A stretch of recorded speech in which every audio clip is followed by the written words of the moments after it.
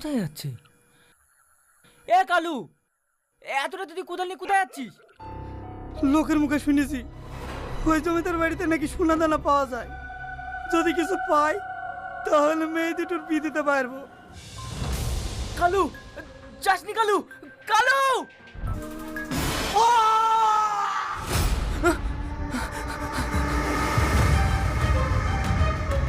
Hippie ঘুররে, হিপি ঘুররে।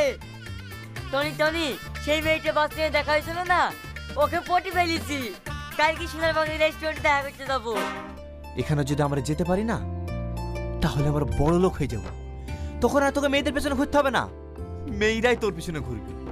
এটা হচ্ছে অনেক পুরনো এক জমিদার বাড়ি, এখানে অনেক গুপ্তধন আছে, যদি আমরা পেয়ে যাই। যেখানে গুপ্তধন থাকে সেখানে জিন পড়ু থাকে, আর আমরা আনতে যাবো আমাদেরকে সারে ভাবছি। আর ওসব ভূতপেত বলে কিছু হয় না রে, তোকে আমার সঙ্গে যেতে হবে। চল রেডি এলাকা। তুই যে বললি এই এলাকায় মেয়ের গাদা, একটাও তো দেখতে পাচ্ছি নি, সবই তো বন জঙ্গল। আর ঠিক দেখতে পাবি, যত এই বিশু, ওই থেকে একটা মেয়ে আসছে। বলছিলাম এখানে পুরনো জমিদার বাড়িটা কোথায়?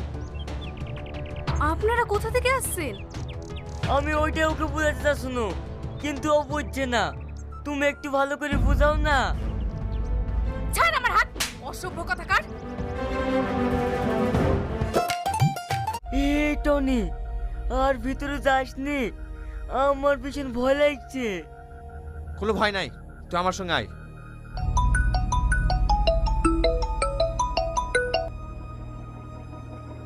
হ্যালো ডার্লিং, তুমি কেমন আছো? ভালো আছো তো? তাই নাকি সোনা? ঠিক আছে। ঠিক আছে জান, আই মিস ইউ। আমি আবার ভেতরে যাব। ও মা গো! এই বিশু, তোর আবার কি হইল রে? এখানে কারেন্টের তারপর কিছুই নাই, শর্ট লাগলো কিসে? কোন আন্ডারগ্রাউন্ডে ঢুকালি রে? ফোনে একটু টাওয়ার নাই। আমার খুব চেনা মনে হয়েছে জানিস। চিনা তো মনে হবেই, এরকম পুতুল মেলায় কত দেখা যায়।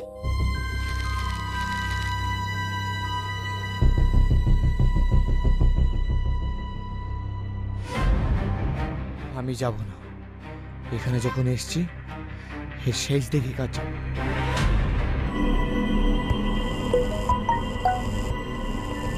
এই টনি, এটা টাওয়ার এসে।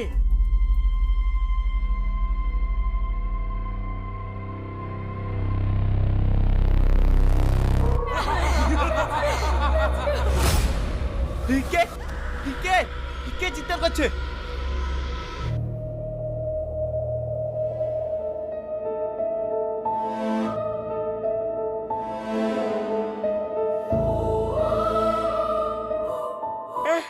আমাকে বাইরে ঘুরতে মতন ঘোরাছিল।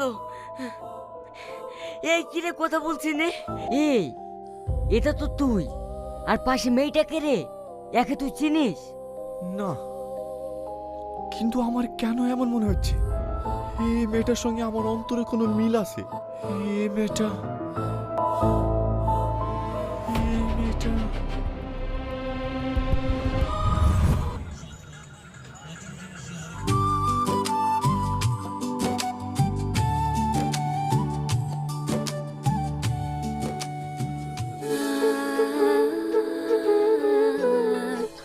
টনি, টনি, কি ব্যাপার? তুমি হাঁপাতে হাঁপাতে আসছো, কি হয়েছে? চলো তোমাদের বাড়ি, তোমার আব্বাকে বলে 1 সপ্তাহের মধ্যে আমরা বিয়ে করে নেব, তারপর দেখবো ও তান্ত্রিক কি করতে পারে।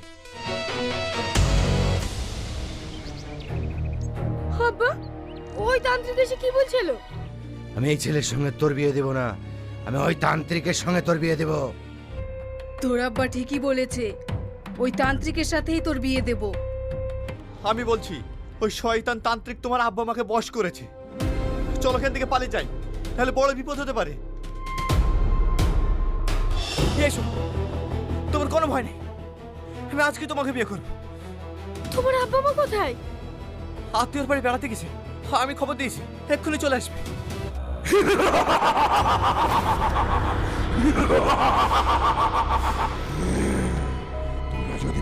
যাস না, তাও আমি তোদেরকে খুঁজে বার করব।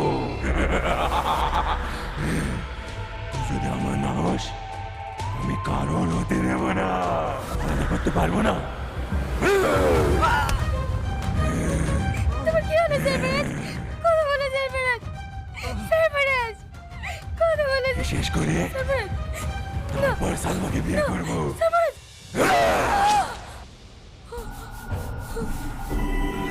তোর জন্য আমার সালমা শেষ হয়েছে, তোকে আমি শেষ করে দেব।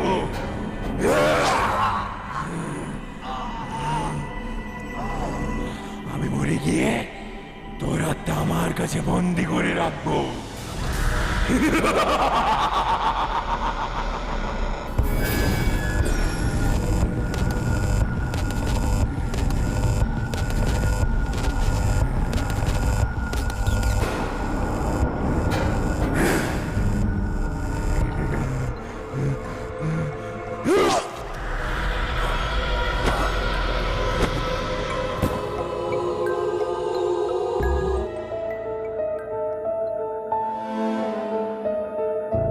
টনি টনি টনি সব মনে পড়িয়েছে। টনি তুই আর কি করছিস রে?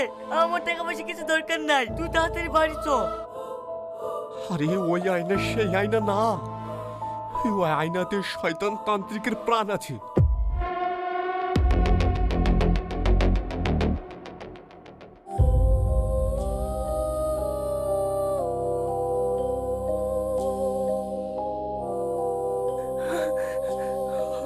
বিশু, বিশু, তাই না। থেমে যাও, এই ভুল করবে না। আয়না যদি ভেঙে ফেলো, তোমার সালমা জীবনেও মুক্তি পাবে না। তবে সালমা মুক্তি পাবে আর ওই তান্ত্রিকের বিনাশ হবে। তাহলে আমি ওই তান্ত্রিককে কোথায় পাবো? তোরা এখানেই অপেক্ষা কর, ঠিক রাত যখন 12টা বাজবে তখন এখানে হাজির হবে।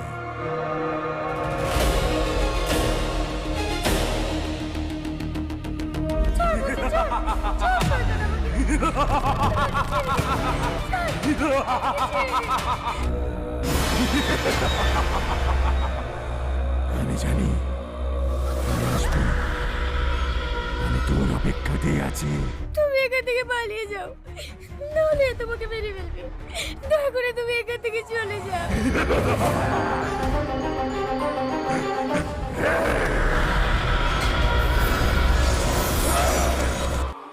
সারফরাজ ওঠো, আমাকে বাঁচাও। ওঠো সারফরাজ, ওঠো। ওই শয়তান দাঁড়া। না না না,